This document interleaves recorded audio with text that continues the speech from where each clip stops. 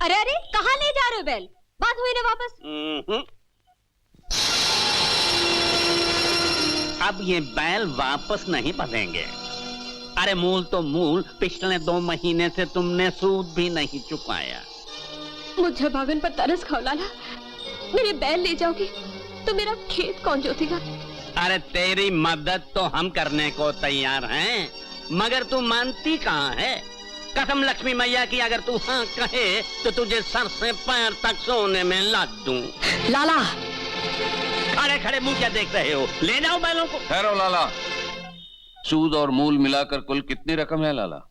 क्यों, अब इसके साथ हमदर्दी तुम करोगे? जितनी गंदगी आदमी के पेट में नहीं, उतनी तुम्हारे दिमाग में है लाला। लेकिन मुझे तुम पे गुस्सा नहीं, दया आती है, क्योंकि तुम आदमी का जन्म लेकर भी कुत्ते हो। खाता खोलकर हिसाब बताओ।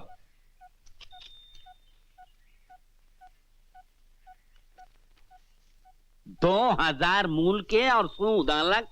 2000? ठीक है, अपने खाते पे चौकड़ी मारो और अपने आदमियों से कहो कि बैलों को वापस बांधें। पूरे 1.25 तोले की है और नग की कीमत अलग। नहीं नहीं नहीं बाबूजी, मैं ये आपको करने नहीं दूंगा। अरे गोपाल, अरे इतनी वफादारी भी किस काम की जो तुझे अपनी मजबूर बहन पर भी तरस न आए। लाला को अंगूठी दे दो। अरे दे दो ना, बुजुर्गों का कहना मानो। लाओ। बैलों को बांध दो वापस। ठाकुर साहब, आपने मुझे भागन पर चूक कहा। कुछ मत बोल तुलसी। अरे भगवान ने बहुत कम लोग ऐसे बनाए हैं जो किसी दूसरे के काम आ सकते हैं। ये उसकी बहुत मेहरबानी है मुझ पर। अरे गांव की सारी औरतें तुझे देवी समान पूछती हैं। ये उपकार मैंने तुझ पर नहीं, खुद पर किया है। ठाकुर साहब, हाँ,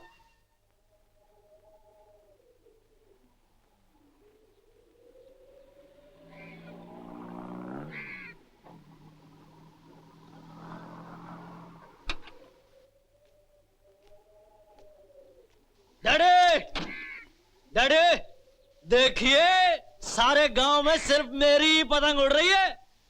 दूसरे जो लड़के पतंग उड़ा रहे थे, मैंने उनसे कह दिया, सालों अगर मेरी पतंग काटी तो एक एक की खोपड़ी काट दूंगा। उल्लू के पट्टों ने डर के मारे अपनी पतंगें उतार ली। इस गांव के लोग कितना डरते हैं हमसे। लेकिन बेटे, गांव में एक ऐसा आदमी भी है जो हमसे बिल्कुल नहीं डरता। आप उस ठाकुर की बात कर रहे हैं ना? हाँ हाँ, मेरी मुराद उसी कमीने से है। अरे आप क्यों उसकी फिक्र कर रहे हैं?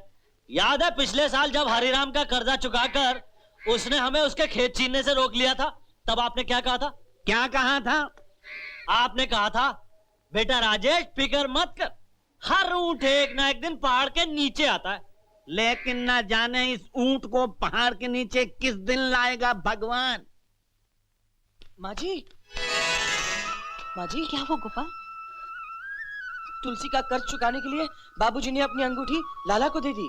तो क्या हुआ? तुलसी तुम्हारी बहन ही तो है। अरे बहन है तो क्या हुआ? इसका मतलब ये तो नहीं कि बाबूजी पूरा घर लुटा दे। सारी दुनिया मेरा मेरा कर रही है और एक ये है कि तेरा तेरा करने में लगे हैं। जी तो करता है कि एक दिन बाबूजी को कोने में खड़ा करके ऐसा सबक सिखाएं कि दान पुण्य के अक्षर तक भूल जाए। क्यों रे गोपाल, क्या कह रहा है?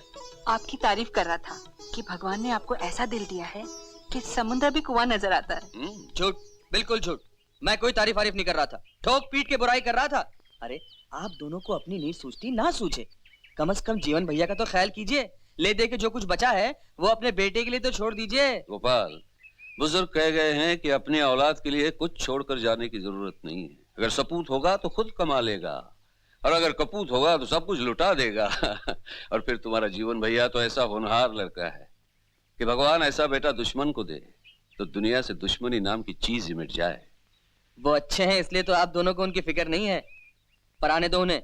जैसे ही वो पुलिस अफसर बनकर आए, आप दोनों को दान धर्म के जुर्म में अंदर करवाऊंगा।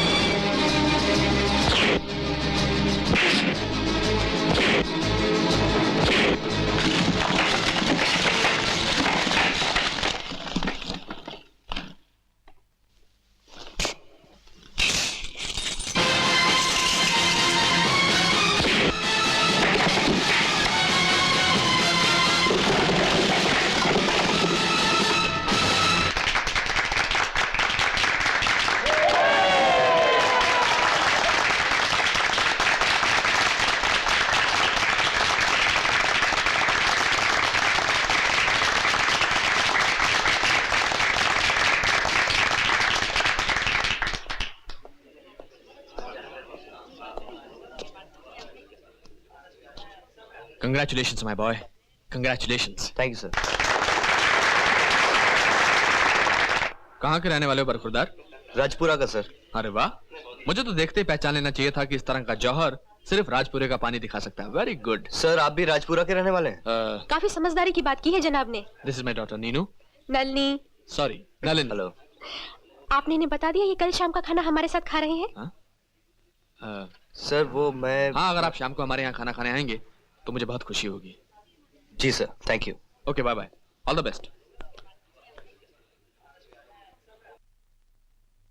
अंदर आइए साहब, हमारे साहब आने ही वाले हैं। अभी अभी उनका फोन आया था। आप क्या लेंगे, ठंडा या गरम? थैंक यू, कुछ नहीं। अजी कैसे हो सकता है, आप पहली दफा हमारे घर तशरीफ लाए हैं, कुछ ना कुछ तो लेना ही पड़ेगा। मैं आपके लिए ठंडा पानी लेकर आता हूँ।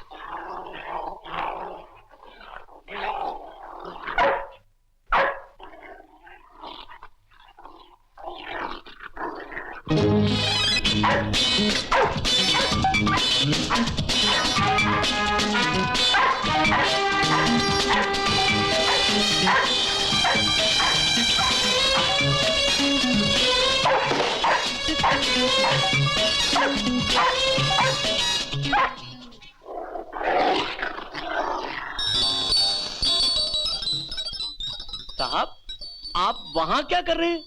अरे बताता हूँ, पहले इस कुत्ते को यहाँ से भगाओ। ये कुत्ता नहीं है साहब, ये तो डॉग है। कुत्ता देसी होता है, ये वलायती है। हाँ हाँ, जो भी है, पहले इसको यहाँ से भगाओ भाई। मैं इसे साथ ले जाता हूँ। ओह हाँ, याद आया, नल्ली मेम साहब ने आपको ऊपर बुलाया है अपने कमरे में। चलो वलायती बाबू।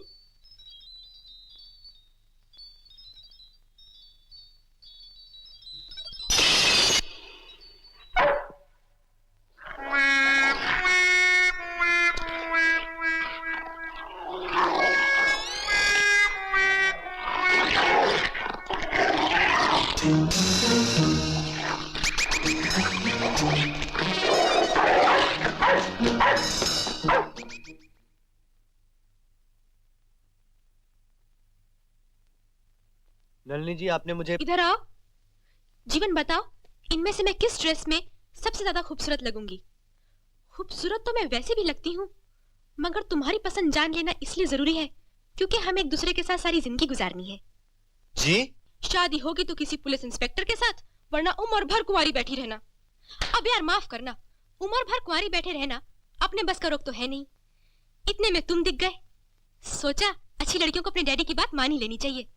तो मैंने तय किया कि मैं अपना जीवन यानी कि तुम्हारे साथ गुजारूंगी। हाँ, तो मैं कौन सी ड्रेस पहनूं? जी मेरी मानिए तो इनमें से कोई भी ड्रेस मत पहनिए, बल्कि वो जो पहना हुआ है ना उसे भी उतार दीजिए। यू बदमाश!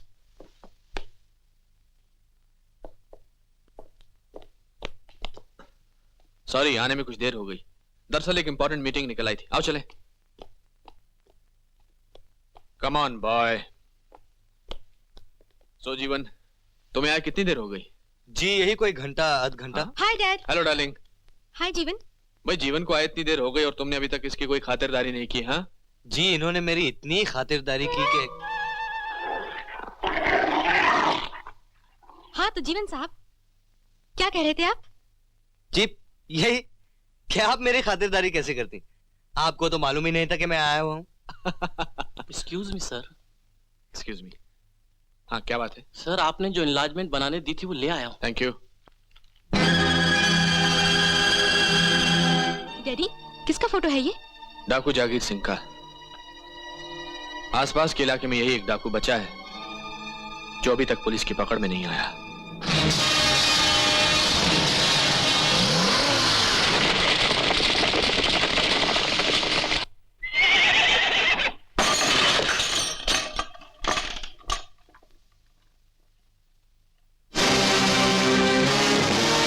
डाकू जागीर सिंह।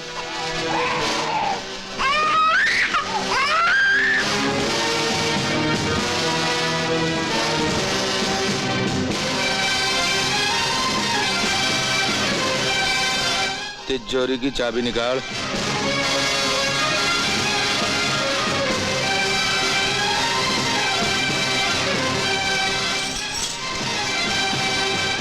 दुर्जन, तिजोरी से सारा माल निकाल लो। जागीर सिंह ये नहीं चाहता कि किसी औरत पर गैर मर्द का हाथ पड़े। अपनी पत्नी से कहो अपने जेवर उतार के लाखन के हवाले कर दे, लेकिन मंगलसूत्र रहने देना।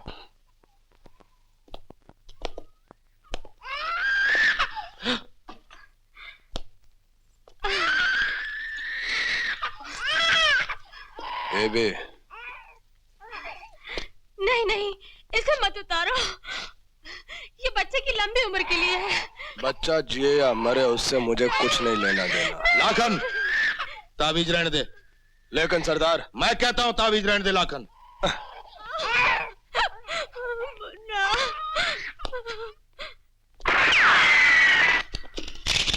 जागीर सिंह, तुम चारों तरफ से घिर चुके हो, अपने आप को हमारे हवाले कर दो।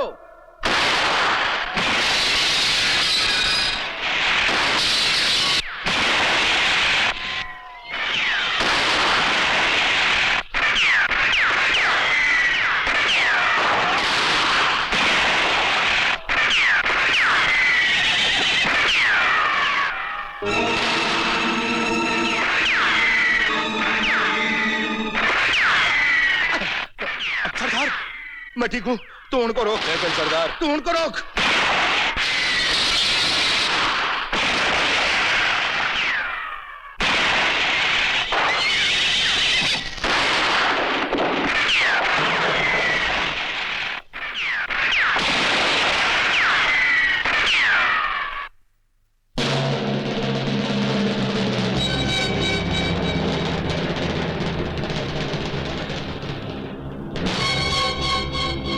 कौन हो तुम? जागीर सिंह। डाकू जागीर सिंह, यहाँ क्या करने आए हो? मैं आपकी शरण में आया हूँ। पुलिस मेरे पीछे। बस आज के दिन मुझे छुपा लीजिए, मैं जिंदगी भर आपका एहसान नहीं भूलूंगा। चले जाओ यहाँ से, मेरे घर में डाकुओं के लिए जगह नहीं है। मैं डाकू जरूर हूँ, लेकिन इतना बुरा इंसान नहीं हूँ। इंसानियत के नाते आज मुझे पनाह दे दीजिए, सिर्फ आज के दिन।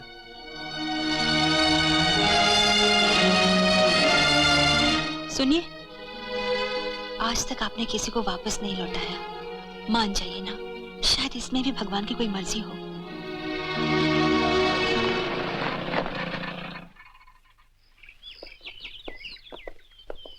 नमस्ते। नमस्कार। ठाकुर साहब, डाकू जागीर सिंह भागता इधर कहीं आया है। अच्छा, और मुझे उम्मीद है यहीं कहीं होना चाहिए। यहाँ? अगर आप इजाजत दें तो मैं यहाँ की तलाशी ले सकता हूँ। हाँ, शौक से लीजिए, आइए। Thank you very much.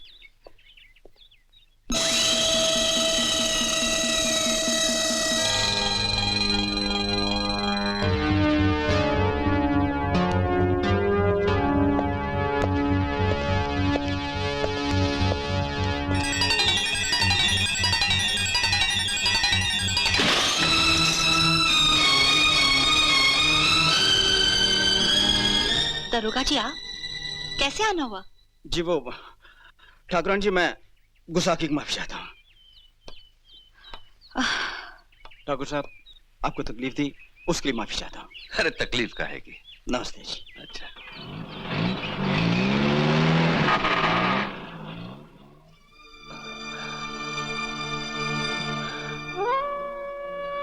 Thakur साहब,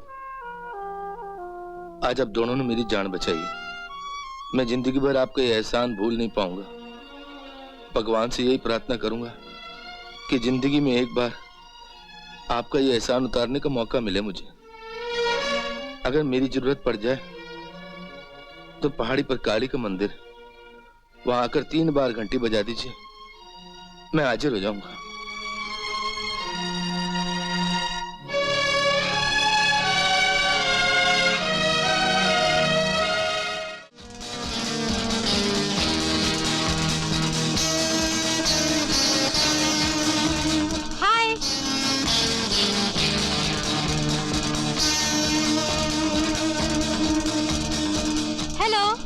जा रहे हो गुले गुलजार? जहन्नुम में। बहुत अच्छी जगह है, बैठो, मैं तुम्हें वहां तक छोड़ देती हूँ। थैंक यू, मुझे दौड़ने की आदत है।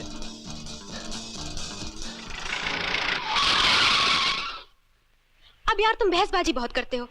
जब मैं कह रही हूँ बैठ जाओ तो बैठ जाओ। अगर नहीं बैठा तो? वो तो हो नहीं सकता ना। हो जाए शर्त। कितने कितने की?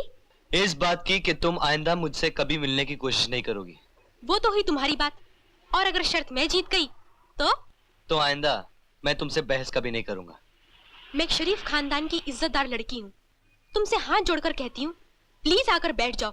और एक तुम हो कि बीच बाजार में मेरी बेइज्जती कर रहे हो। की गल है कुड़िए?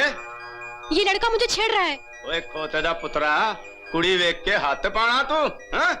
क्यों बे, लड़की को छोड़ते शर्म नहीं आती? क्यों बे टपोरी के, तेरे घर में माँ बहन नहीं है क्या? अबे ओ, सुबह सुबह बेवड़ा भी आई क्या? हाँ? अबे साले शर्म नहीं आती तुझे? मार और मार। अरे भाई साहब क्यों मार रहे हो? वो लड़की मजाक कर रही है भाई साहब।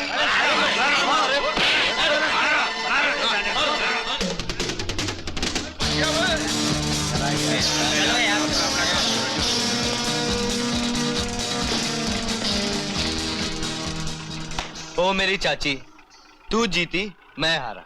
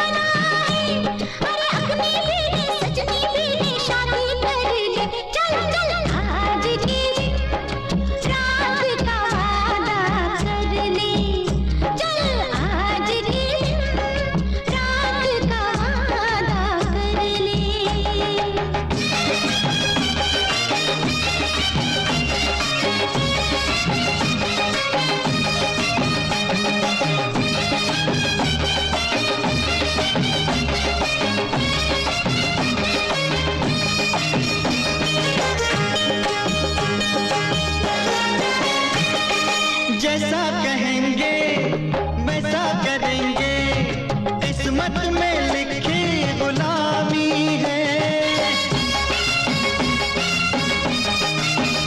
अरे जैसा कहेंगे वैसा करेंगे, किस्मत में लिखी गुलामी है।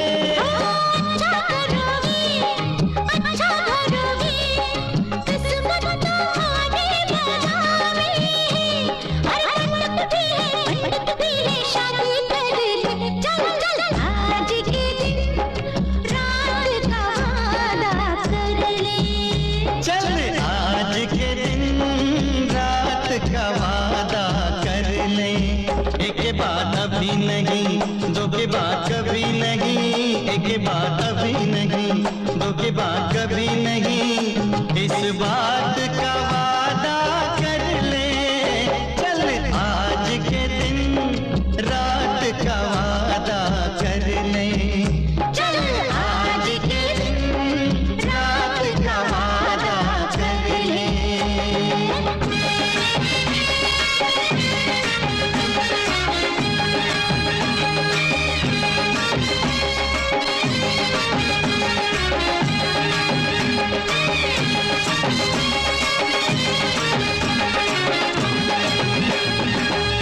क्या मजदूरों ने काम करने से इनकार कर दिया?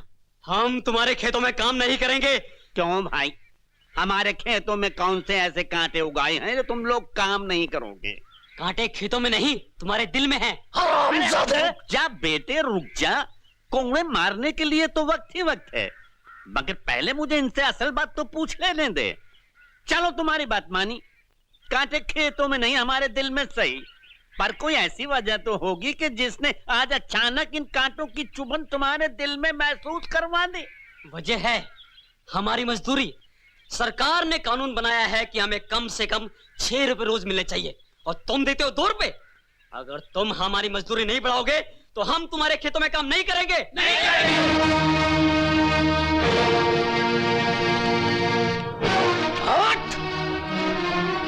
मजदूरी क्यों भाई, बाकी लोगों का भी यही फैसला है?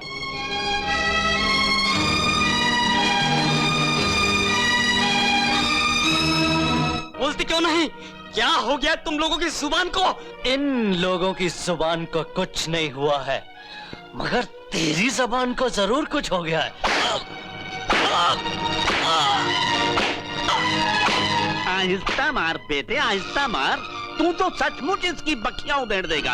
अरे पहले इससे ये तो पूछ कि इसके खामोश मुंह में जबान किसने डाली? क्यों बे हरामजादे, डैडी क्या पूछ रहा है? किस कुत्ते ने तेरे मुंह में भापू डाला? बोल बे। ठाकुर, गंगा प्रसाद ने ये बात अपने मजदूरों को बताई थी। डैडी, मैं अभी उस कमीने से निपट कर आता हूँ। वो खुद को भला बताने के चक्कर में हम सबको बुरा जताने पर तुला हुआ है। जा बेटा जा, आज जितनी खरी खोटी सुनानी हो सुना, बाद में मैं निपट लूंगा। कहूंगा कि बच्चा है, गलती हो गई। अरे तुम लोग खड़े खड़े मेरा मुंह क्या देख रहे हो? जाओ जाकर खेतों में अपना अपना काम करो। चलो, सिवाय राम लखन के, नाम का राम और रावण के काम। आओ। देखिए ठाकुर साहब, मैं आपसे सीधे सीधे ये कहने आया हूं कि अगर आप अपने आप को बड़ा आदमी नहीं समझते तो मत समझिए। कम से कम छोटों को इतना सर तो मत चढ़ाइए कि वो अपनी औकात भूल जाए। मैंने तुम्हें कब इतना सर पे चढ़ाया कि तुम अपनी औकात भूल गए? मतलब ये है राजेश कि अगर बड़ों से बात करने का सलीका तुम्हें नहीं है तो अपना मुंह बंद रखो। अरे सलीका वलीका गया भाड़ में। देखो ठाकुर, तुम्हारी इन बेहुदा बातों की वजह से ये साले छोटी जात के लोग हमारे सामने मुंह खोलने लगे। आज अगर मैं अपना मुंह खोल रहा हूं तो इसलिए कि अगर तुमने अपने तरीके नहीं बदले तो मुझे अपने तेवर बदलने पड़ेंगे। देखो राजेश, तुम्हारी उम्र मेरे बेटे के बराबर है। अगर मेरा बेटा किसी से तुम्हारी तरह पेश आता तो मैं उसे इतना मारता कि दुनिया की मार भी किसी को इतना नहीं मार सकती। अब इससे पहले कि मैं ये भेद समझूं कि तुम मेरे बेटे नहीं हो, यहां से निकल जाओ। जाता हूं मगर इतना याद रखना, इसका नतीजा अच्छा नहीं होगा।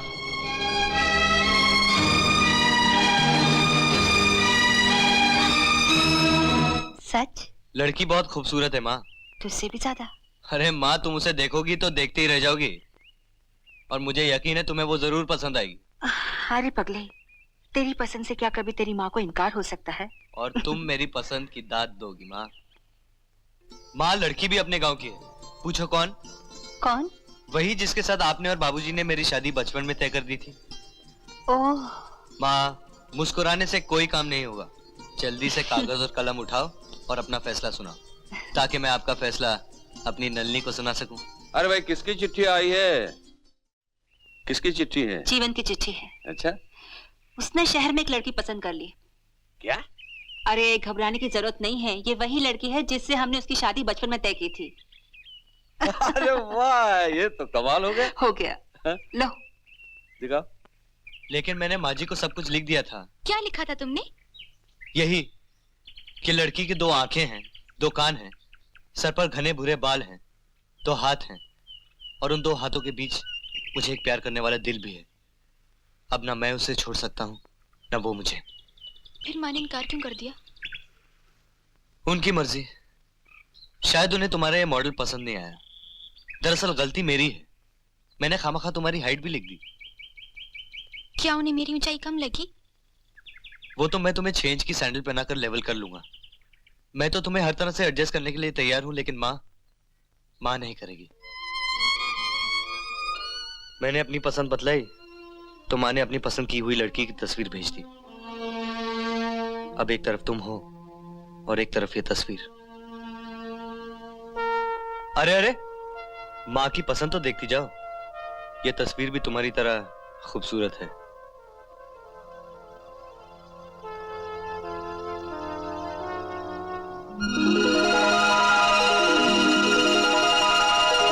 पसंद आई?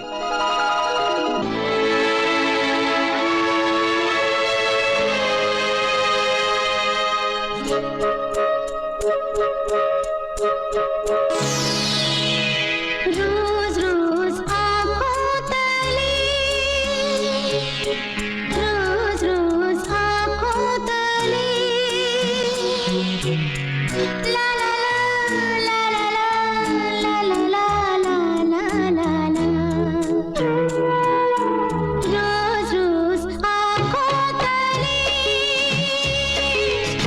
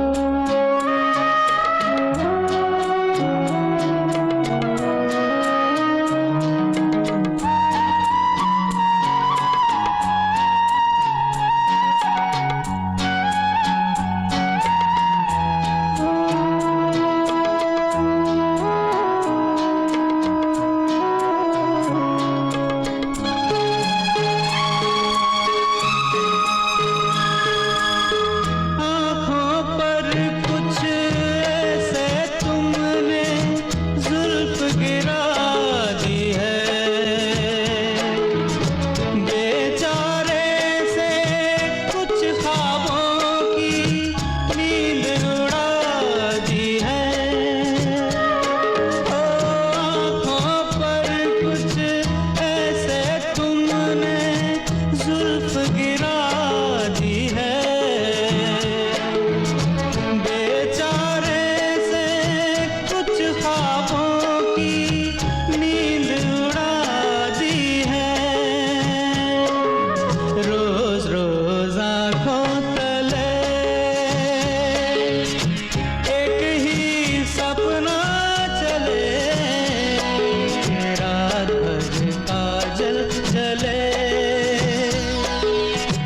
आँख में जिस तरह ख्वाब का दिया जले। रोज रोज आँखों तले एक ही सपना चले, रात भर काजल जले, आँख में जिस तरह ख्वाब का दिया जले।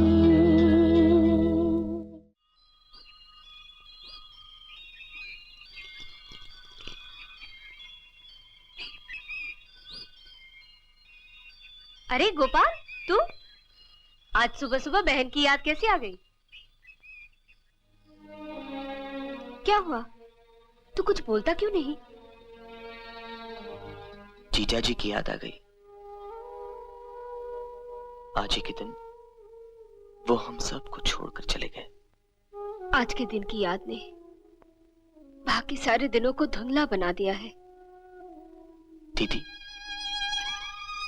कभी कभी मुझे ये भगवान का इंसाफ समझ में नहीं आता। अगर मारना था तो मुझे मार देते, कम से कम तुम्हें तो इस तरह जीना नहीं पड़ता। ये तूने कौन सा रिवाज निकाला है रे? प्यार जताकर बहन को रुलाना चाहता है। याद है तू जब छोटा था और जब मैं रोती थी मेरी आंखों के नीचे कटोरा रख देता था और कहता था दीदी खूब रो, तुम्हारे आंसू मुझे बहुत मीठे लगते हैं। और तब मैं रोना धोना भूलकर तुझे मारने के लिए दौड़ पड़ती थी। तो अब तू क्या चाहती है? मैं तुझे मारने के लिए दौड़ूं? जा पगले। तेरे हाथों में तो बड़ा ही प्रताप है तुलसी। एक ही बार में बच्चों की खांसी बुखार दूर हो जाता है। तभी गांव की औरतें किसी हकीम के पास नहीं जाती, सीधा तुलसी के पास आती हैं। ये मुझ तुलसी का नहीं, उस तुलसी पौधे का प्रताप है। मेरी मानो तो तुलसी नाम का ही प्रताप है। ले बेटे प्रसाद।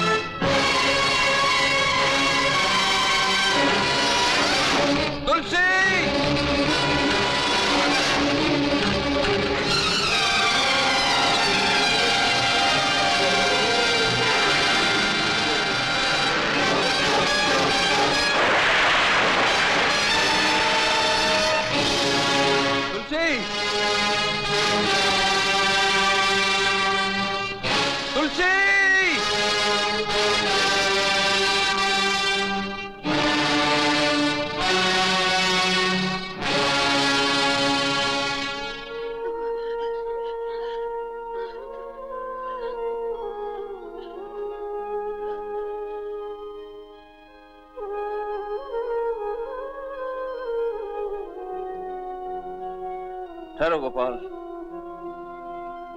तुलसी के अंतिम संस्कार अभी नहीं होगी। पहले पुलिस इसके लाश की पोस्टमार्टम कराएगी ताकि मुजरिम का जुर्म साबित किया जा सके। बाबूजी, मेरी बहन ने किसी का क्या बिगाड़ा था? ये बेचारी तो पुण्य आत्मा थी।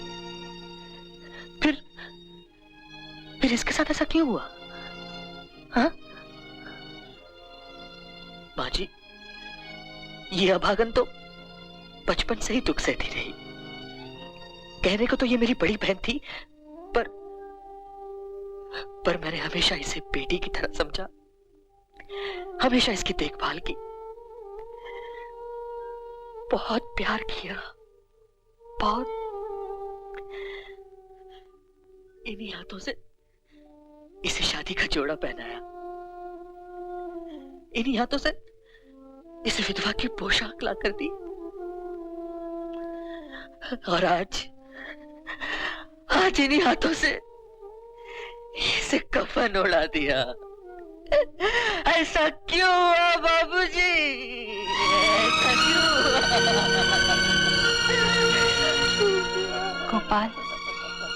गोपाल बेटे, मत रो बेटे गोपाल, चुप हो जाओ, चुप हो जाओ, चुप हो जाओ। तू चिंता मत कर गोपाल, मैं उस लाला के बेटे को फांसी के फंदे तक पहुंचाकर ही दम लूंगा। आप क्या कह रहे हैं दरोगा जी? आप होश में तो हैं? मैं वही कह रहा हूं लाला जी जो आप सुन रहे हैं। अगर आप अपने बेटे की जान इस मुसीबत से बचाना चाहते हैं तो ठाकुर को राजेश के खिलाफ गवाही देने से रोक लीजिए, क्योंकि एक वही शख्स है जो उस हादसे को मुकदमे की शक्ल दे सकता है। मैं उस कमीने ठाकुर की गर्दन जमीन में गाड़ दूंगा। क्या बकता है? बैठ जा। मुझसे मैं आदमी और वक्त का लिहाज ही नहीं करता। तू घबरा मत बेटा, लाला अपने लाल को कुछ नहीं होने देगा। आज वो दिन आ गया है जब ऊंट को पहाड़ के नीचे लाना ही होगा। तुम मुझे धमकी दे रहे हो? तुम्हारी तो औकात ही क्या है लाला? दुनिया की कोई भी ताकत मुझे तुम्हारे बेटे के खिलाफ गवाही देने से नहीं रोक सकती। दुनिया की कोई और ताकत रोक सकती हो चाहे न रोक सकती हो, लेकिन मैं तुम्हें तुम्हारे मकसद में कामयाब होने नहीं दूंगा। मैं अपने घर के चिराग को किसी भी सूरत से बुझने नहीं दूंगा, चाहे इसके लिए मुझे पूरा गांव क्यों ना फूंक देना पड़े। मैंने हमेशा दूसरे इंसानों की इज्जत की है लाला, लेकिन अगर मेरी चौखट पे तुम एक मिनट भी और ठहरे ना तो मुझे जिंदगी में पहली बार किसी इंसान की बेइज्जती करनी पड़ेगी। जाता हूं ठाकुर, मगर ये बात भूले से भी ना भूलना कि इस दफा तुम्हारा पाला पहली दफा डायरेक्ट लाला से पड़ा है। अंजाम भुगतने के लिए तैयार रहना।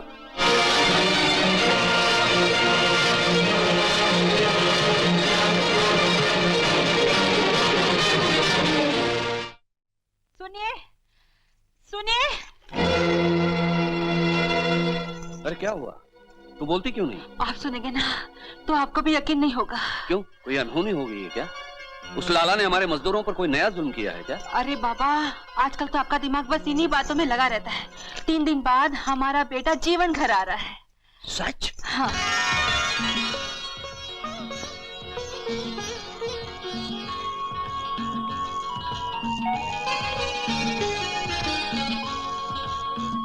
ऐसे क्यों देख रहे हो? देख रहा हूं कि अगर दिल में मोहब्बत हो तो आंखों में सारा जहां नजर आता है। तो फिर मुझे छोड़ के क्यों जा रहे हो? छोड़ के कहां जा रहा हूं? सिर्फ 3 दिन के लिए माँ बाबूजी के साथ दिवाली मनाने घर जा रहा हूं।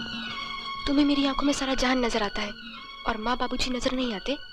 अरे गनीमत है कि वो नजर नहीं आते, वरना हनीमून के बाद तलाक के लाले पड़ जाएंगे। क्यों? क्यों क्या? अगर मुझे तुम्हारी आंखों में माँ बाबूजी नजर आने लगे तो मैं उनके सामने तुम्हारे साथ खाक कर पाऊंगा? छी गंदे।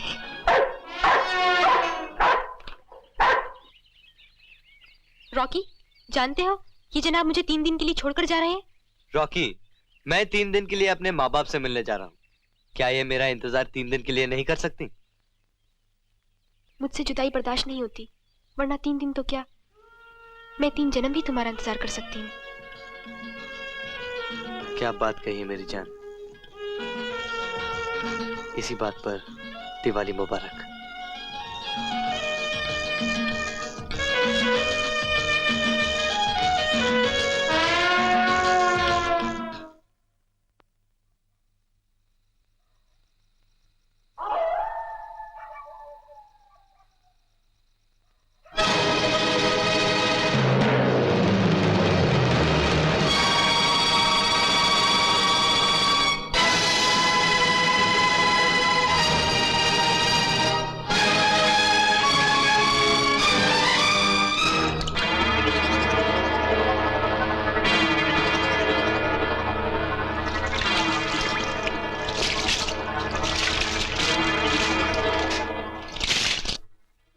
सुनते हो?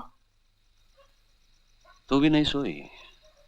बेटे के आने की खुशी में नींद नहीं आ रही ना? खाली ये बात नहीं, मुझे मिट्टी के तेल की बू आ रही है। नहीं तो तू अब सो जा, सुबह से पहले तेरा बेटा आ जाएगा। जब तक रहेगा न खुद सोएगा न हमें सोने देगा, सारा घर सर पे उठा लेगा वो। क्या श्रावण कुमार हमारे बेटे से भी अच्छा था? तू अब चुपचाप सो जा। बेटे को माँ बाप की नजर सबसे पहले लगती है।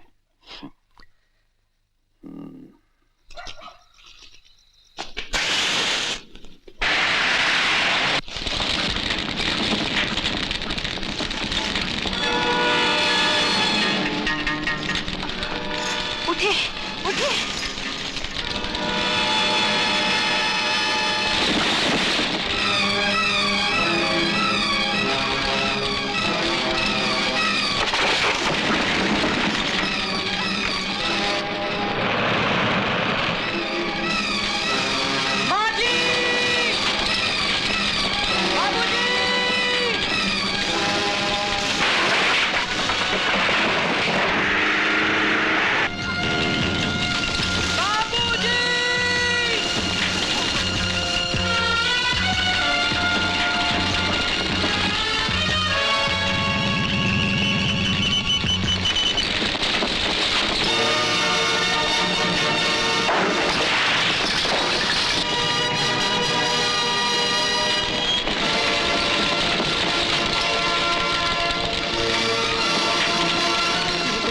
जीवन भैया आग बहुत फैल चुकी है, रुक जाओ।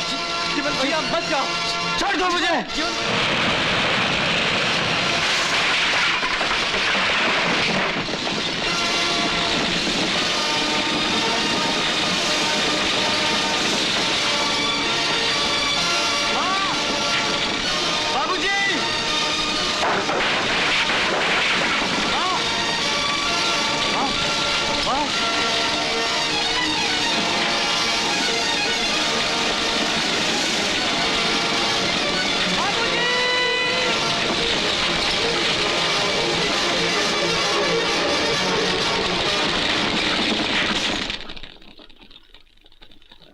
माँ, माँ, बाबूजी आग कैसे लगी बाबूजी? ये आग कैसे लगी? जीवन भैया, ये आग लाला ने लगवाई है।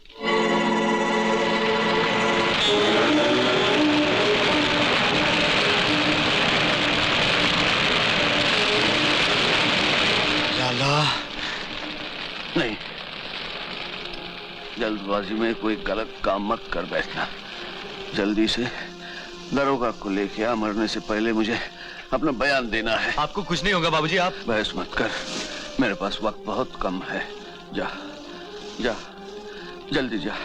गोपाल, तू माँ बाबूजी को अस्पताल ले जा, मैं दरोगा को लेके आता हूँ।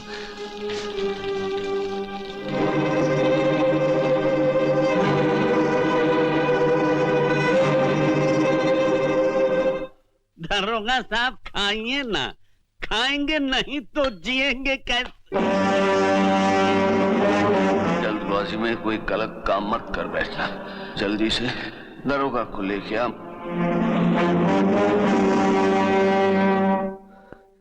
इंस्पेक्टर साहब, आप और मैं सच लिए, मेरे बाबूजी की हालत बहुत खराब है, वो बयान देना चाहते हैं। वो बयान देना चाहते तो मैं क्या करूं? मैं अपनी ड्यूटी पर नहीं हूं। तुम एक काम करो, कल सुबह पुलिस स्टेशन आ जाना, तब देख लेंगे। इंस्पेक्टर साहब प्लीज, उनका बयान लेना बहुत जरूरी है। मैंने कहा ना, कल सुबह पुलिस चौकी चले आना। तुम्हें अभी इसी वक्त मेरे साथ चलना होगा।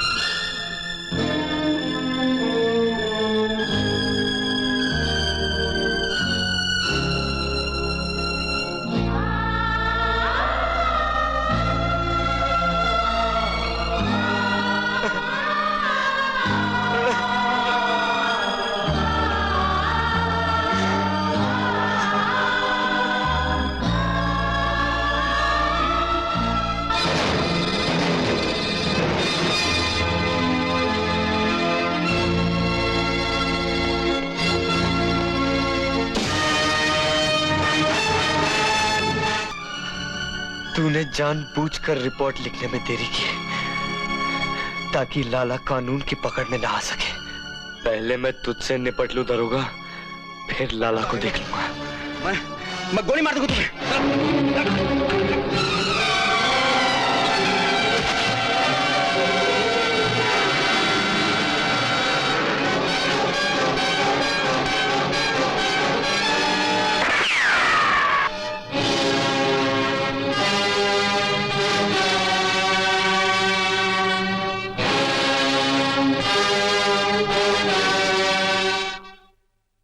Are you sure? नहीं, मैं इसलिए पूछ रहा हूं क्योंकि मैं जीवन को पर्सनली जानता हूं। I don't believe this. तुम फौरन इस केस की पूरी रिपोर्ट तैयार करो और मेरे पास भेज दो। हाँ, मैं खुद इस केस की जांच पड़ताल करूंगा। ओके। क्या हुआ जीवन को? जीवन के माँ बाप आग में जलकर खत्म हो गए और जीवन के हाथों एक दारोगा का खून हो गया।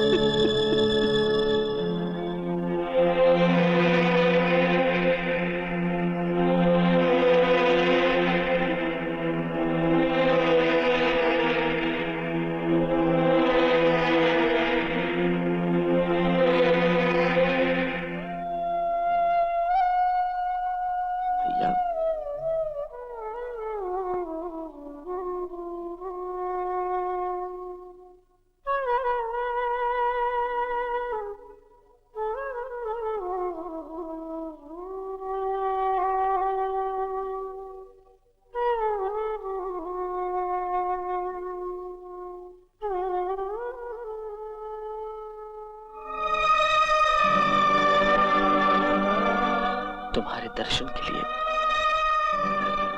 माँ जी और बापूजी के फूल लाया हूं।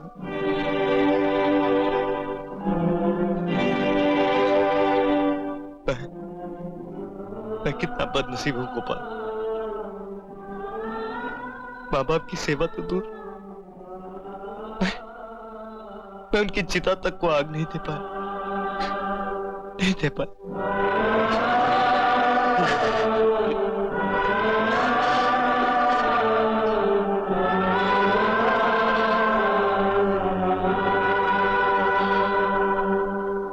हाँ तो मिस्टर जीवन, आपने ये कैसे मान लिया कि आपके घर पे जो आग लगी थी उसमें लाला लालचंद जी का हाथ था? सारे गांव वाले जानते हैं, आप किसी से भी पूछ लीजिए। देखिए इस वक्त पेशी में गांव के बहुत से लोग खड़े हैं, आप जिनसे चाहें सबसे पहले उसी से पूछ लेते हैं।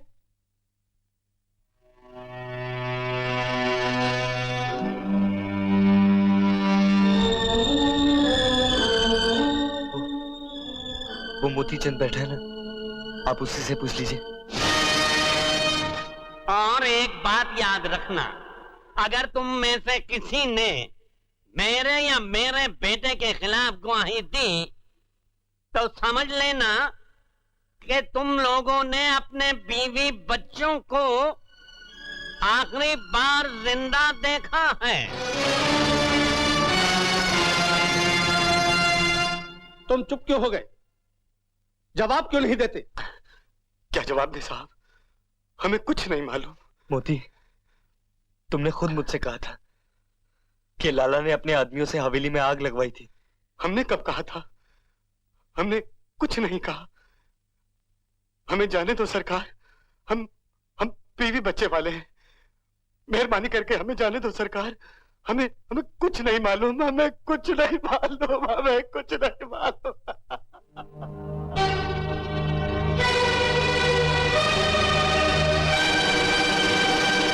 वाकयाती शहादतों की रोशनी में ये बात साबित हो चुकी है कि मुलजिम जीवन ठाकुर ने इंस्पेक्टर मुरली राम का खून महज इत्तेफाक से नहीं बल्कि जानबूझकर किया है। मुलजिम कानून का होने वाला मुहाफिज था, इसके बावजूद भी उसने कानून के एक जिम्मेदार अफसर का जारहाना कत्ल करके न सिर्फ एक संगीन जुर्म किया है बल्कि समाज के सामने एक बहुत ही गलत मिसाल कायम की है। लिहाजा ये अदालत मुल्जिम को मुजरिम करार देते हुए IPC दफा 302 के तहत सजाए मौत का हुक्म देती है।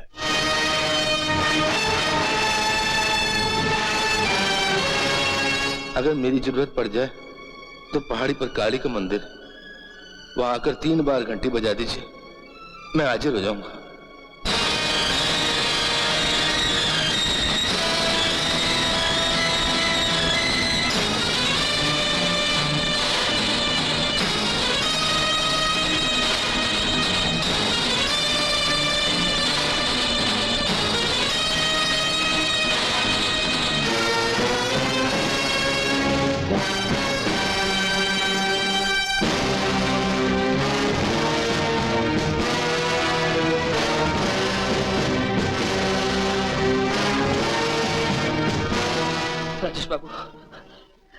राजेश बाबू, आज मुझे मत रखो राजेश बाबू, मुझे जाने दो।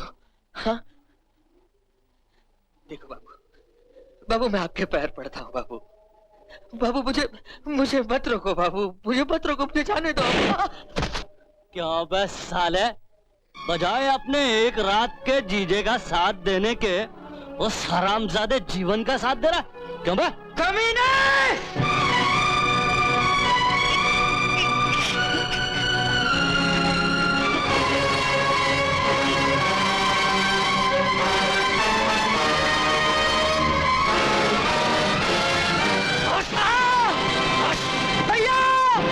भैया को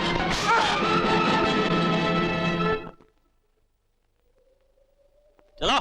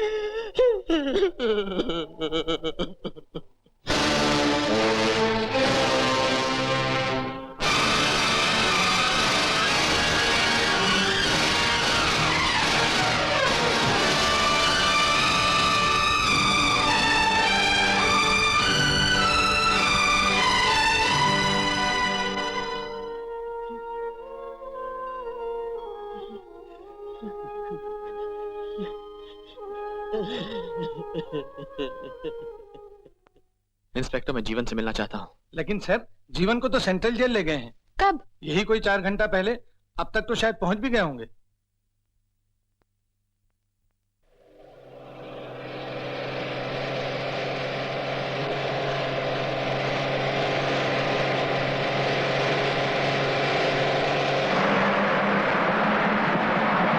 गाड़ी रोक लो।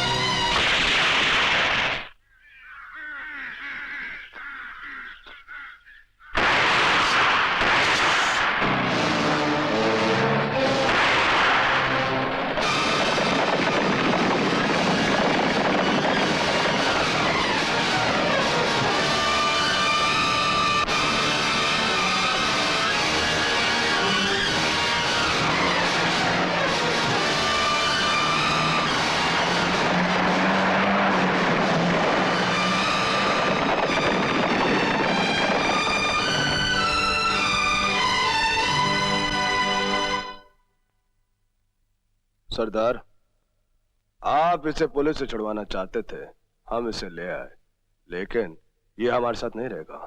क्यों? क्योंकि कल तक ये एक पुलिस वाला था, उस रास्ते का मुसाफिर जहां पर हमारे चारों तरफ फांसी के फंदे लटके हुए थे।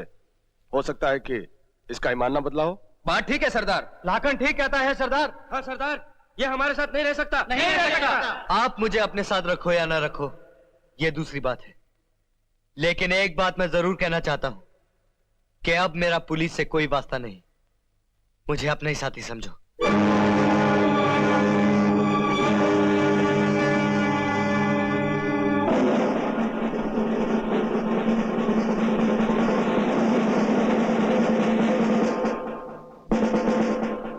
ठीक है, लेकिन हमारा साथी बनने के लिए तुम्हें शपथ लेनी पड़ेगी। मुझे मंजूर है।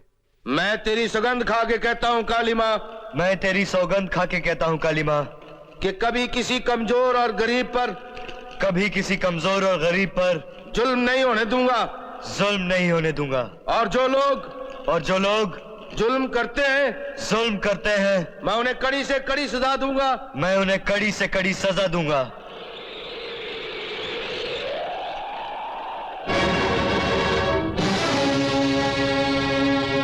जिस आदमी का नाम जीवन था, वो कानून का रहनुमा बनकर जीना चाहता था, लेकिन कानून ने ही उसे गुमराह कर दिया। इसलिए मेरा नाम बदल दो सरदार।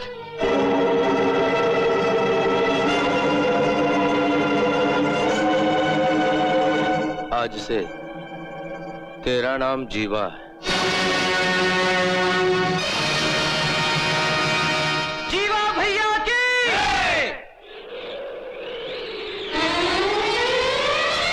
गोपाल,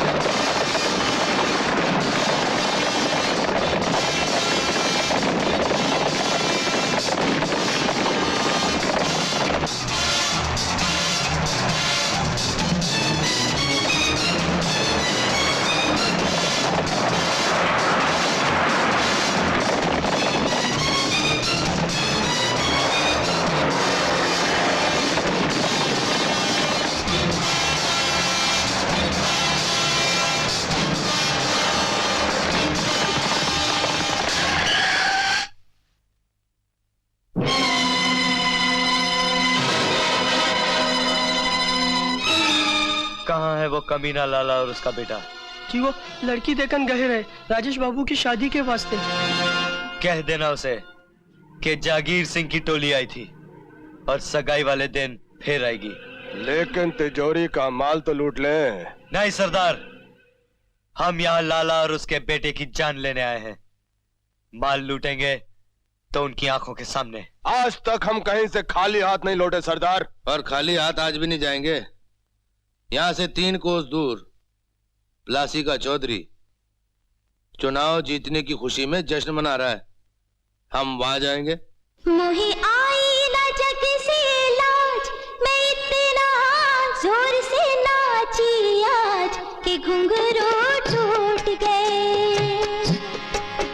मोहे आई ना जग से लाज, मैं इतना जोर से नाची आज कि घुंघरू टूट गए, कि घुंघरू टूट गए, कि घुंघरू टूट गए, कि घुंघरू टूट गए।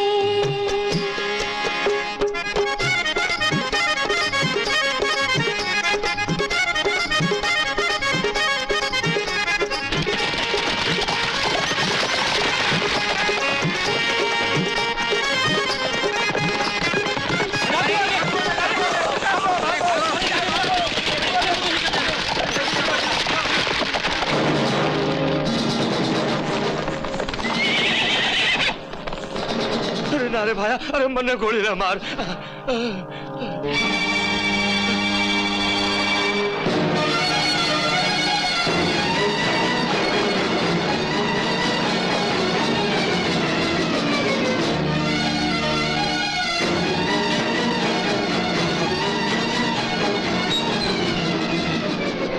मत मार भाया, अरे मेरो क्या कसूर है?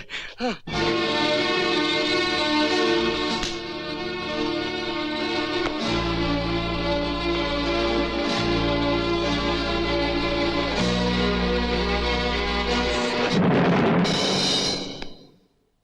नहीं, ना ना।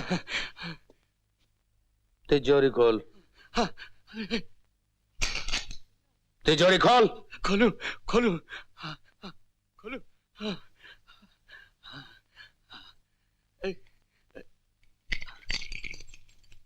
जीवा,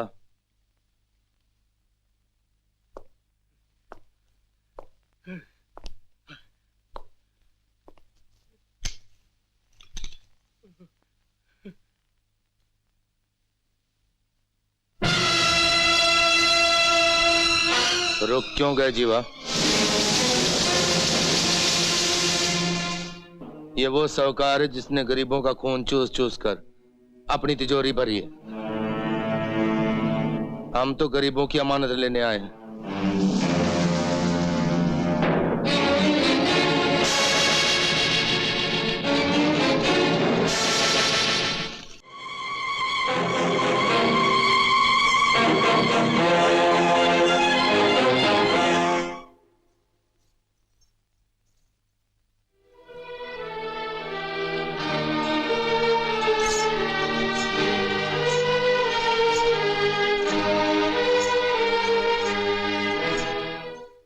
कहा वो लोग मेरा सूद नहीं उतार सकते? अरे कोड़ों और हैंटरों से उनकी चमड़ी उधेड़ दो। औरतों के जेवर, बच्चों के खिलौने, खलियान के अनाज, गाय बैल भैंस सब छीन कर ले आओ। अरे सांप के जहर से इंसान बच सकता है, लेकिन लाला के कर्ज और सूद से कभी नहीं बच सकता, समझे?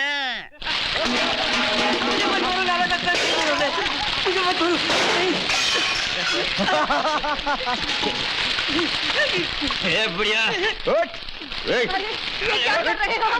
तुम लोग मत करो, हम तुम्हारा थोड़ा थोड़ा करने सिखा देंगे। अरे मत फेंको, अरे मत मारो, मेरे बेटे को मत मारो। ले जाओ इसे। लाला के कर्ज का ब्याज नहीं देता है। मैं लाला का कर्ज दे दूंगा। नहीं।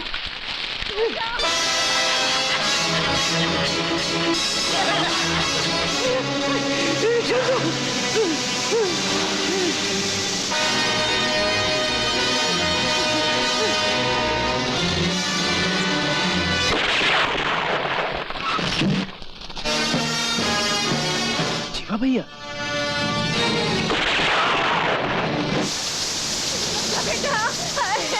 तो ठीक तो है ना? ने कितना मारा मेरे बेटे को, सत्यानाश हो जाए इसका।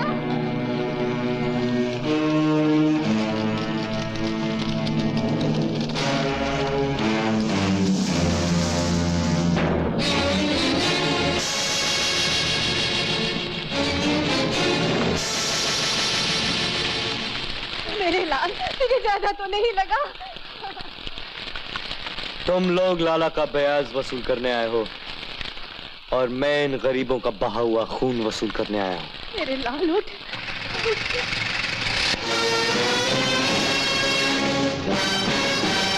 लाला लालचंद मुर्दाबाद, लाला लालचंद मुर्दाबाद, लाला लालचंद मुर्दाबाद, लाला लालचंद मुर्दाबाद, लाला लालचंद मुर्दाबाद।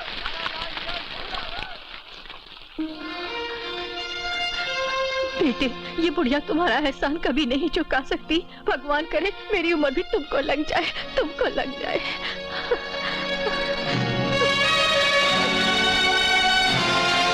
जीवा ने मार मार कर मेरे आदमियों का बुरा हाल कर दिया है और आप कहते हैं कि घबराने की कोई बात नहीं। दरोगा जी, अब सवाल सिर्फ मेरे आदमियों की पिटाई का ही नहीं है, बल्कि मेरे बेटे की सगाई का भी है। कल मेरे बेटे की सगाई है और वो डाकू जागीर सिंह धमकी दे गया है कि वो सगाई के दिन जरूर आएगा। अगर वो आएगा तो फिर लौट कर नहीं जाएगा। लाला जी, आप हैं दुष्यंत सिंह जी, इस जिले के नए हाकिम।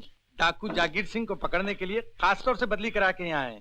हाँ चीफ साहब, बात यह है कि कल मेरे बेटे की सगाई है और वो डाकू मुझे मालूम है, मैंने आपकी दर्ज कराई रिपोर्ट पढ़ ली है। पढ़ ली है ना? जी हाँ, आप बेफिक्र होकर अपने बेटे की सगाई कराइए, पुलिस सब संभाल लेगी।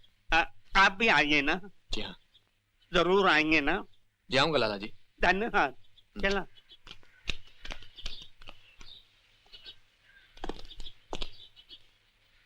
क्यों गोपाल, ये खबर पक्की है? बिल्कुल पक्की है सरदार। दारोगा बहुत खुश होकर गांव वालों से कह रहा था कि लाला के बेटे की सगाई चूहेदानी में फंसने वाली रोटी की तरह है। जाकिर सिंह अगर आएगा तो जरूर। सरदार, हमें वहां पर नहीं जाना चाहिए। जानबूझकर अपनी जान को खतरे में डालने में कोई समझदारी नहीं है। डाकू समझदारी से नहीं, बहादुरी से काम करता है। इस वक्त तुम दोनों ठीक बोल रहे हो, लेकिन ये बाजी जीतने के लिए हमें समझदारी और बहादुरी दोनों से काम करना होगा। हम वहां जरूर जाएंगे।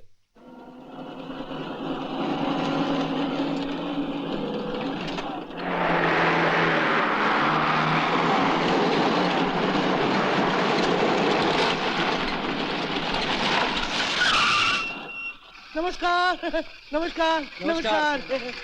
आप लोगों में से लाला जी का होने वाला समधी कौन है जी? मैं हूँ। क्यों? नमस्कार।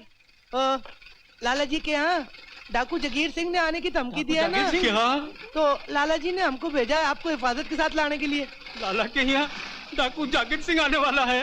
शर्तिया आने वाला है साहब। तो फिर हम वहाँ नहीं जाएंगे। मगर हमें है ना हिफाजत के लिए सामान है। सब लोग तो उतर गए, अब मैं अकेला जाके क्या करूँगा? ओह समधी जी, आप बाहर नहीं ना जा सकते। क्यों?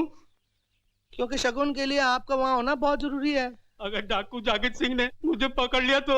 यूँ समझ लीजिए कि डाकू जाकिर सिंह ने आपको वाकई पकड़ लिया। वाह भाई वाह।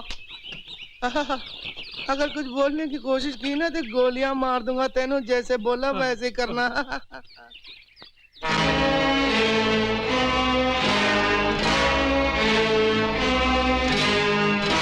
हाँ, हर कम मौका देख कर किया कर। उसके पीछे देख।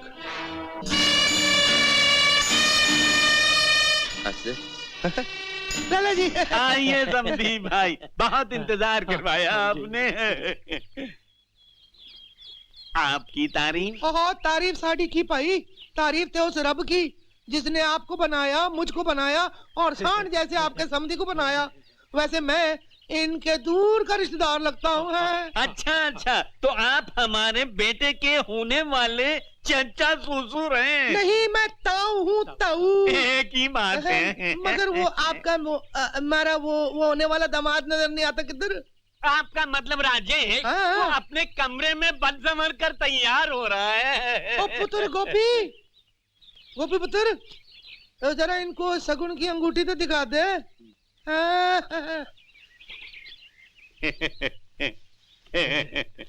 लाला जी एक बात बताओ, ये आज मुंडे की सगाई में सब पुलिस वाले नाचने वाले हैं या कुछ टोटे शोटे का इंतजाम? टोटे? मैं समझा नहीं। समझा करे, कुछ जलवे शलवे, कुछ हंगामा शंगामा कुछ। उसका इंतजाम रात को किया है। रात को किया है।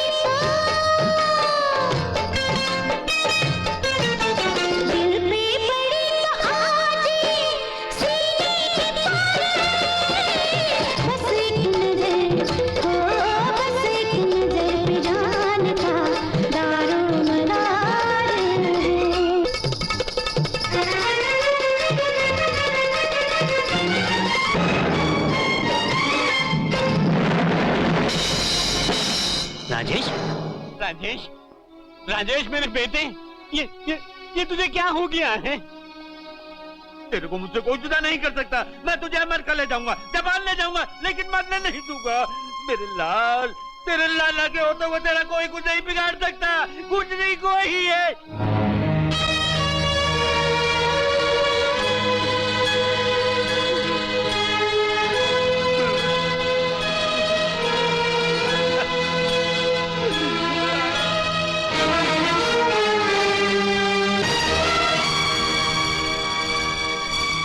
जीवन तुम? जीवन नहीं, जीवा, डाकू जीवा। पुलिस की वर्दी पहनते पहनते तुम पुलिस के दुश्मन कैसे बन गए? ये सवाल आप इस कमीने लाला से पूछिए, जिसकी आप रक्षा कर रहे हैं, जिसने मेरे माँ बाप को जिंदा जला दिया, जिसने पैसे के जोर पर कानून के तराजू को तलवार में बदल दिया। मैं तुम्हारे जज्बात को समझता हूं जीवन, लेकिन अब भी वक्त है, अपने आप को कानून के हवाले कर दो। मैं अपने आप को कानून के हवाले कर दूंगा, मगर उससे पहले आप लाला को मेरे हवाले कर दीजिए। तुम जानते हो नामुमकिन है। नामुमकिन लफ्ज आपकी किताब में होगा। आप कब तक लाला की रक्षा करते रहेंगे? आज नहीं तो कल मैं इसे अपनी दिल की आग से राख कर दूंगा। ठहरो, तुम यहां से नहीं जा सकते। एसपी साहब, फायर करने से पहले एक बार चारों तरफ देख तो लीजिए।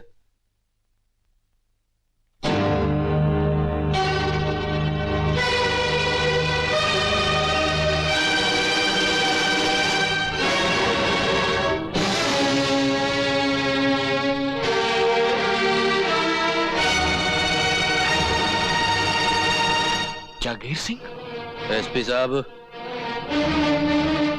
आज अगर गोली चढ़ गई ना, तो न सिर्फ मुजरिम और कानून के मुहाफिज, बल्कि बहुत से बेगुनाह लोगों का खून बह जाएगा। इस बात पर गौर कीजिए और हमें चुपचाप यहाँ से जाने दीजिए।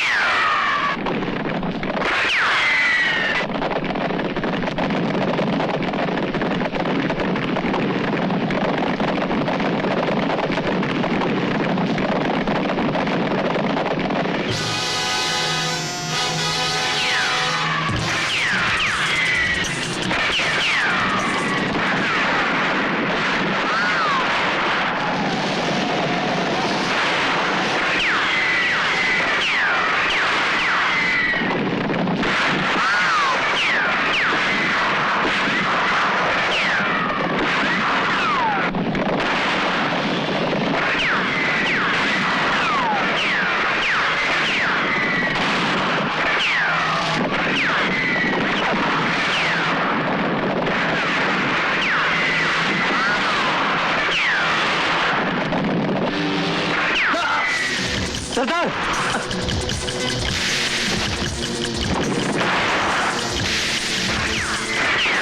पुलिस का रास्ता रोक दो।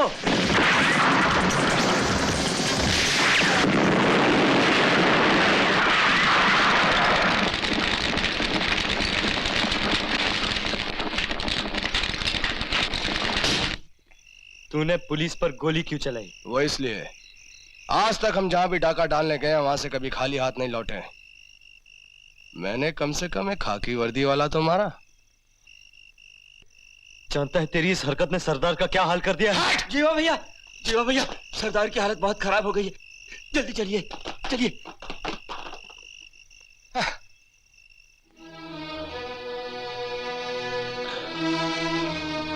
जीवा,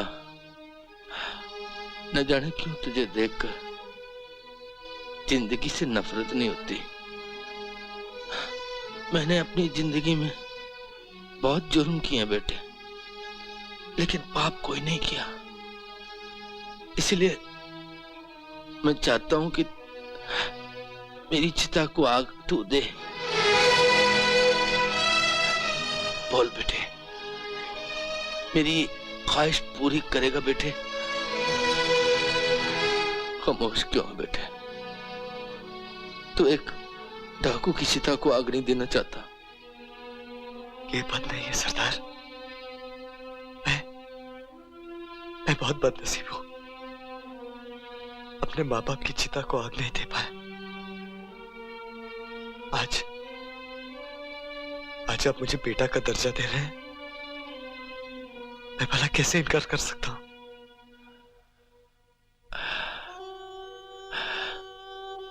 तेरा लख लख शुक्र है ऊपर वाले, जिंदगी तूने मुझे डाकू की दी, मौत एक बाप की बख्श रहा है मुझे। तेरा इंसाफ तू ही जानता है। वो तो सब ठीक है, लेकिन आप इन सबको ये तो बता दो कि अब सरदार मैं हूं। आप खामोश क्यों हैं? बोलते क्यों नहीं?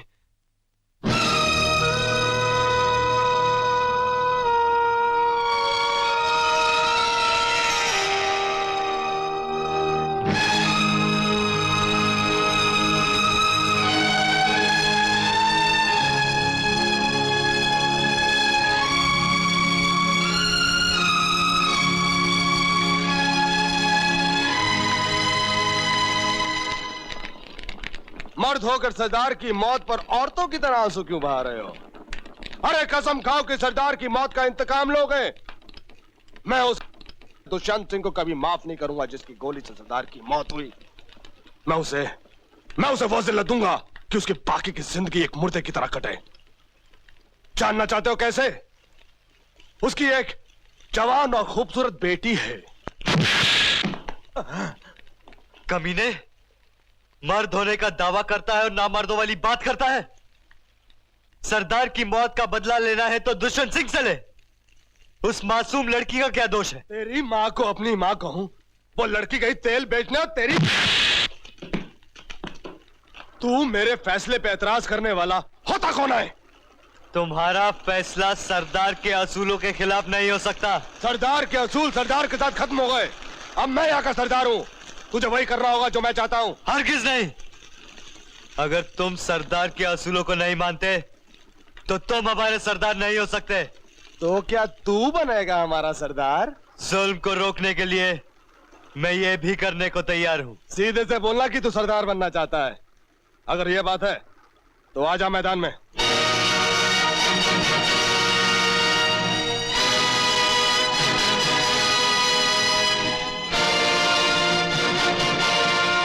क्या है तुम लोगों को?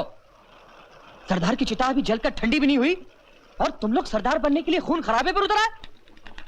देखो, सीधी सी बात है, जिनके दिल में सरदार के उसूलों की इज्जत है वो जिया भैया के साथ होंगे, बाकी तुम्हारे साथ। ये बात ठीक है लाखन,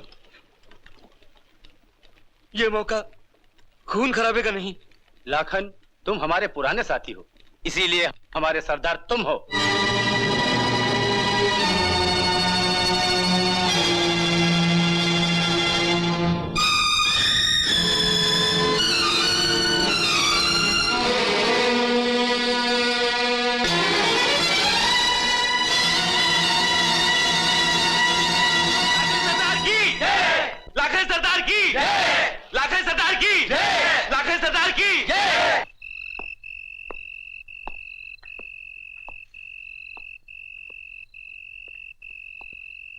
पापा, क्या हुआ पापा?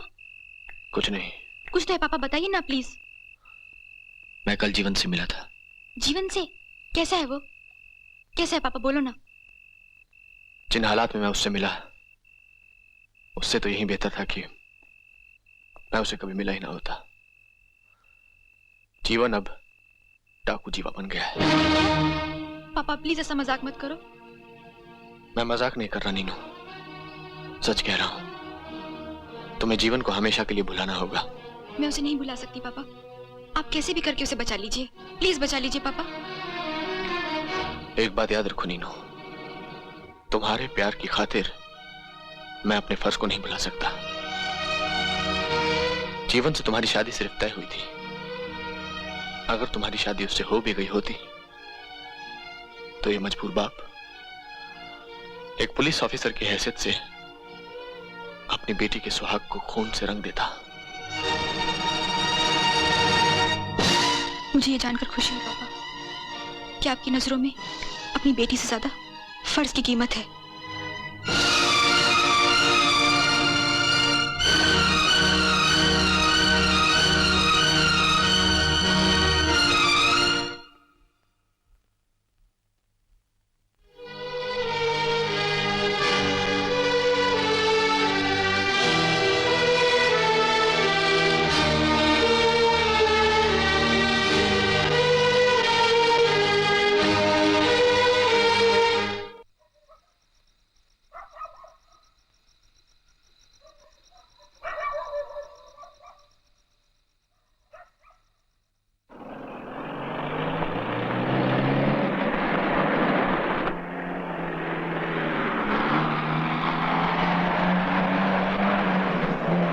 जीवन,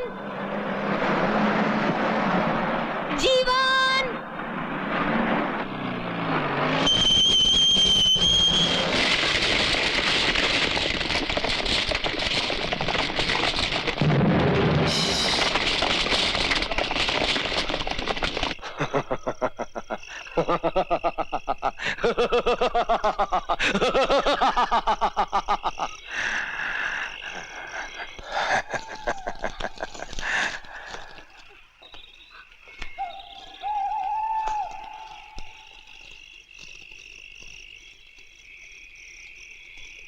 लोग अपने दुश्मन की चिता जलाते हैं, मैंने तुम्हारे लिए दिया जलाया है, और जहां ये दिया बुझ गया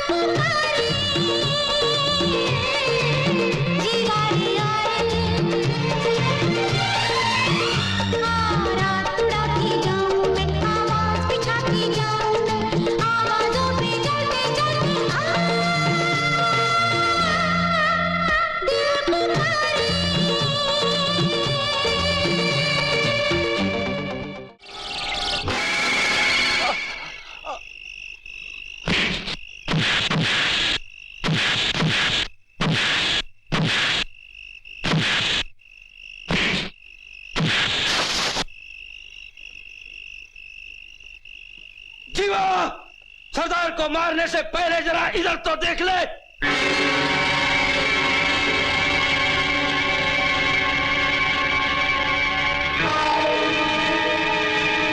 अगर गोपाल की जिंदगी चाहते हो तो सरदार को छोड़ दो। ठीक है, पहले तुम गोपाल को छोड़ दो, फिर मैं लाखन को छोड़ दूंगा।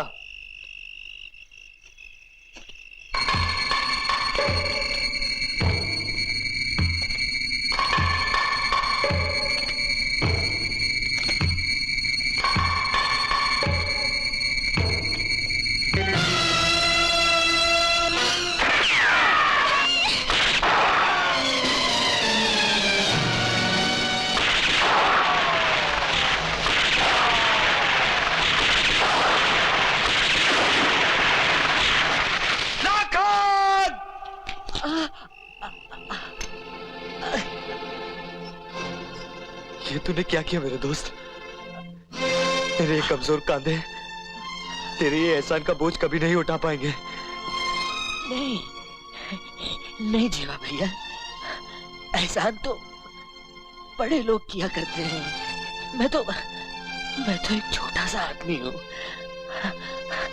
मतलबी आदमी हूँ जीवा भैया। हाँ, तुम जानते हो राखी नजदीक आ रही है। मुझे तुलसी के पास पहुंचना है। बेचारी मेरी बहन मेरी राह देख रही होगी। अच्छा जीवा भैया, अच्छा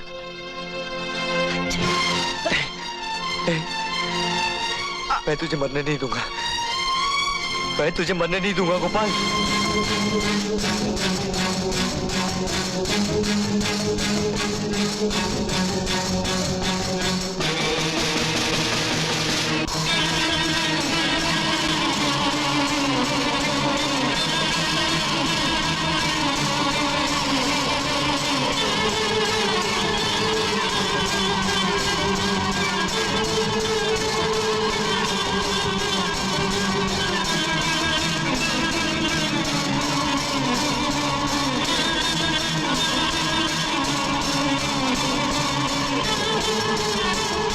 चाचा, चाचा, मेरे भाई को बचा लो चाचा, मेरे भाई को बचा लो।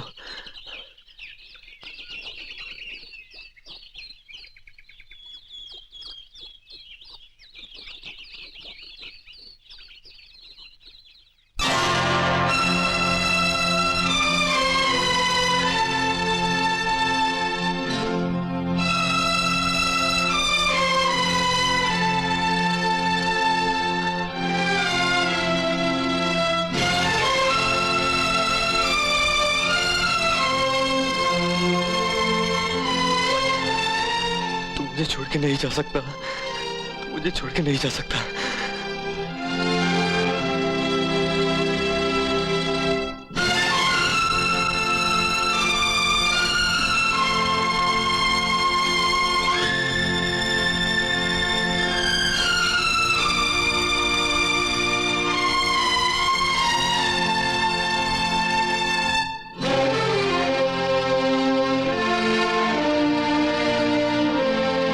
जब से तुम मेरी जिंदगी में आई हो, मुझे हर कदम पर हार और मौत हासिल हुई है। तुम्हारी मोहब्बत ने मेरी जिंदगी की हर खुशी छीन ली, मेरे माँ बाप छीन ली, ले दे के एक दोस्त रह गया था, आज वो भी छीन गया। तुम्हारा प्यार प्यार नहीं, अभिशाप है। मेरी जिंदगी से दूर हो जाओ, चली जाओ, चली जाओ।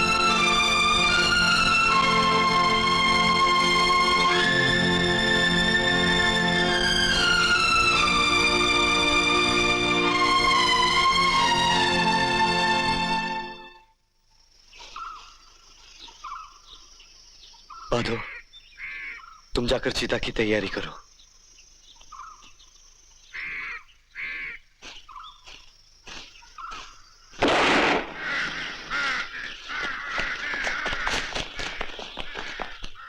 जीवा, अपने आप को पुलिस के हवाले कर दो।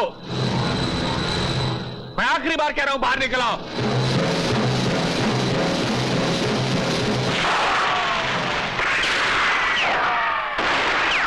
जीवन, जीवन तुम यहाँ से भाग जाओ। मैं बैठी बंदूक चलाती रहूंगी और पुलिस को शक भी नहीं होगा कि तुम यहाँ से जा चुके हो। मैं डाकू हूँ, बुज़दिल नहीं। बहस मत करो जीवन। तुम्हें अपने इस प्यार की कसम जो तुमने अपने माँ बाप से किया, अपने दोस्त से किया था और नलिनी नाम की लड़की से किया था, अब अगर तुमने जरा सी भी देर की तो मैं सारी गोलियां अपने सीने में उतार लूंगी। चले जाओ जीवन।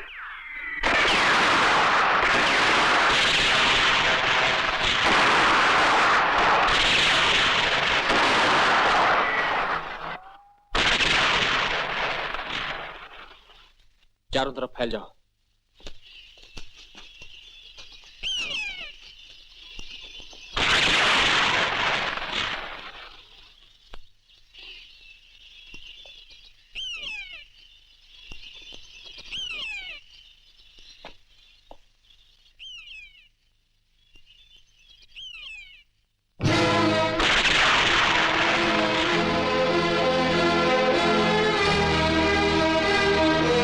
ये तुमने क्या किया? वही जो आपकी बेटी होने के नाते मुझे करना चाहिए था। अगर आप अपने फर्ज की खातिर अपनी बेटी के होने वाले सुहाग का खून कर सकते हैं, तो क्या मैं अपने प्यार की खातिर उस खून को रोक नहीं सकती? मैं तो आप ही की दी हुई सीख पे चल रही हूँ।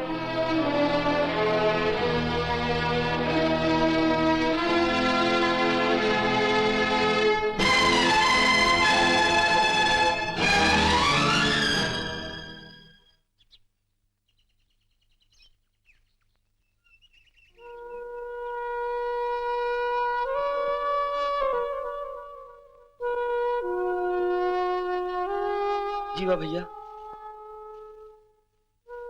तुमने उस पुलिस ऑफिसर की बेटी को खरी खोटी सुनाकर अच्छा नहीं किया। अच्छा तो मुझे भी नहीं लगा माधव,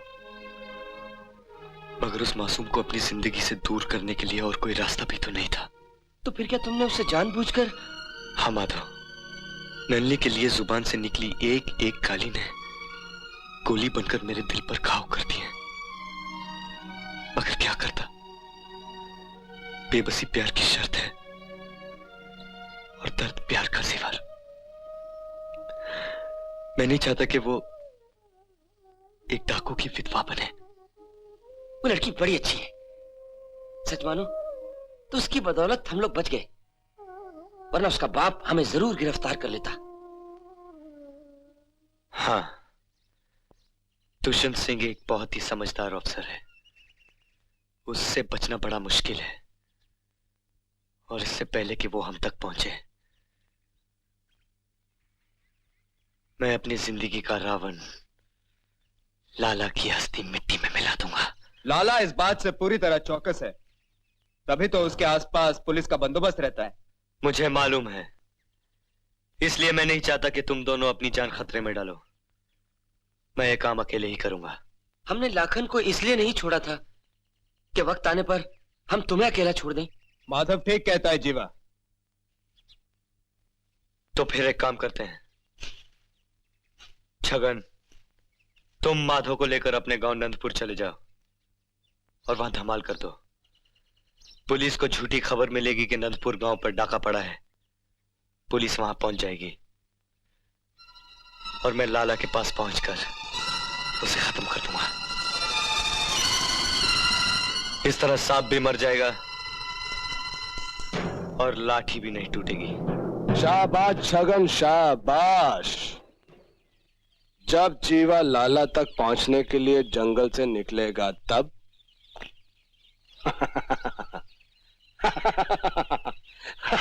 सरदार, मेरा इनाम।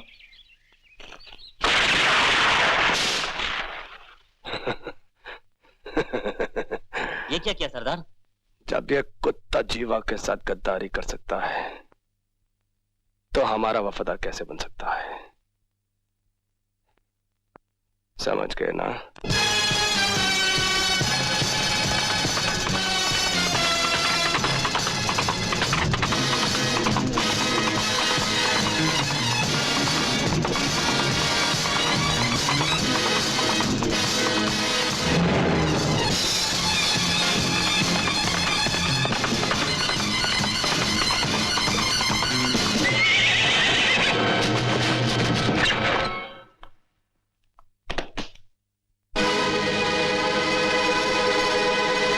जीवा, तुझे मारने के लिए अकेला मैं ही नहीं, मेरे सब साथी भी बेचैन हैं। जीवा, आज मैं तुझे तड़पा तड़पा कर कुत्ते की मौत मारूंगा। कुत्ते,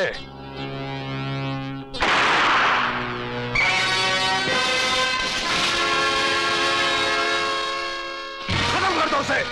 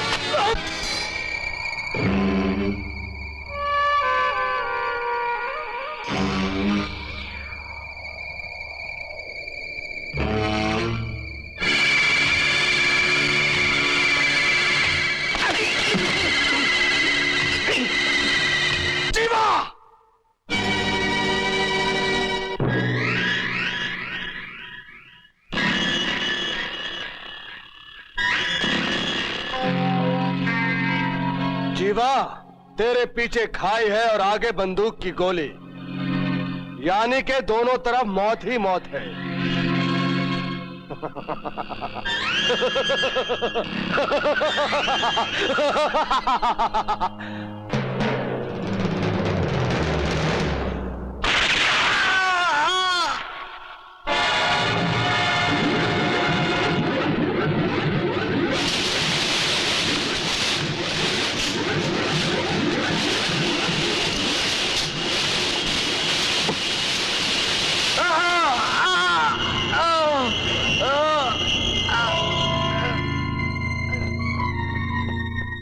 लाला, जीवा जो तुम्हारे जीवन पर मौत की मोल लगाने के लिए पैदा हुआ था, मेरे हाथों ऐसी मौत मरा है कि जिंदगी का देवता भी उसे दोबारा जन्म देते हुए 1000 बार सोचेगा। इसीलिए लाला तुम्हें 1000 नहीं 50,000 रुपया दे रहा है जीवा को कफन पहनाने के लिए। लो।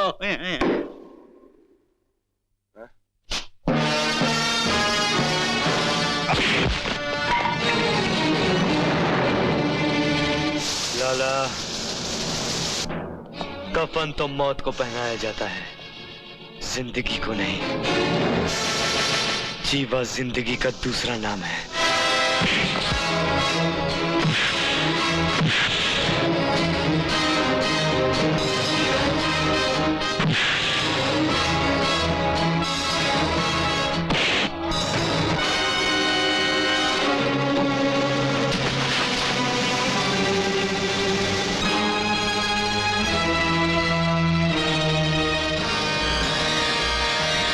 आगे मैं पुलिस को बुला लूंगा। नहीं है आगे नहीं। पकड़ो कुत्ते को।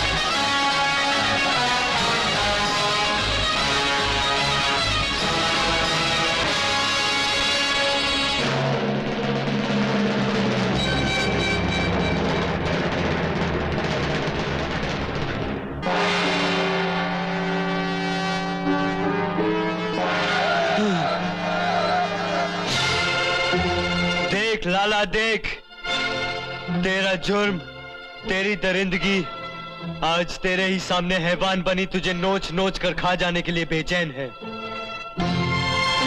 जो तू इन्हें जिंदगी भर देता आया है, आज ये वही तुझे लौटाने आए हैं लाला। अपने भाई बहन के खून के कतरे, मेरे माँ बाप का बहा हुआ खून, तूने जिंदा जला दिया था, आज उन सब का हिसाब मैं तुझसे लेने आया हूं लाला। तुझे उन सब का हिसाब मुझे देना होगा। नहीं, आगे नहीं। देख, मैं तेरे हाथ जोड़ता हूँ जीवन, मुझे माफ कर दे जीवा।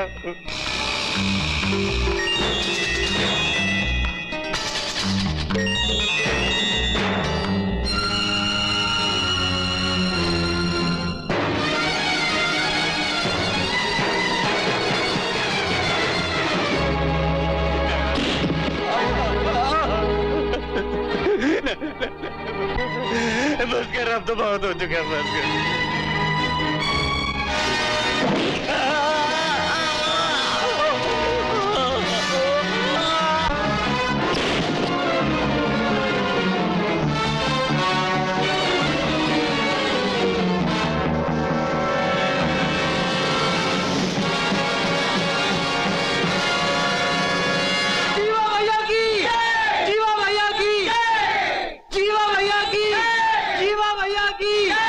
जीवन,